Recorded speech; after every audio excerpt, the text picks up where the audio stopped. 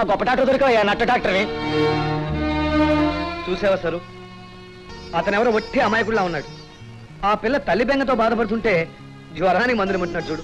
ఇప్పుడే కాదు, రోజు చూస్తూనే ఉన్నాను. నిన్న రాత్రి ఓ లక్షాధికారి ఫోన్ చేస్తే వెళ్లి ఆశ్రమంలో జాయిన్ అవ్వమన్నారు. ఇప్పుడు ఇంకెవరో పేషెంట్ వస్తే ఉద్యోగం అనేసి నక్షత్రాలు ఎక్కటమంటున్నారు. నువ్వెందుకు అలా చిటపట్లాడిపోతున్నావో నాకు తెలుసు. వాళ్ళకేవో మందులు రాసి 50-60 ఫీజు తీసుకోలేదు, అదేగా నీ కోపం. నిజానికి వాళ్ళకి ఏ జబ్బులు లేవు సారు. వాళ్ళు ఎలా తగలడితే మీకెందుకండి? అదిగా సార్, లేని రోగాలు ఉన్నాయని చెప్పి పేషెంట్స్ భయపెట్టి డబ్బు సంపాదించడం నాకు ఇష్టం ఉండదు. డబ్బు సంపాదన లేని భర్తను భరించడం నాకు ఇష్టం ఉండదు.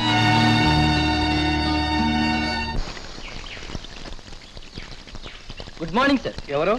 ఓహో, గుడ్ మార్నింగ్. Good morning. పుస్తకం వచ్చిందా? వచ్చిందండి, పీపీపీలో. Good, very good.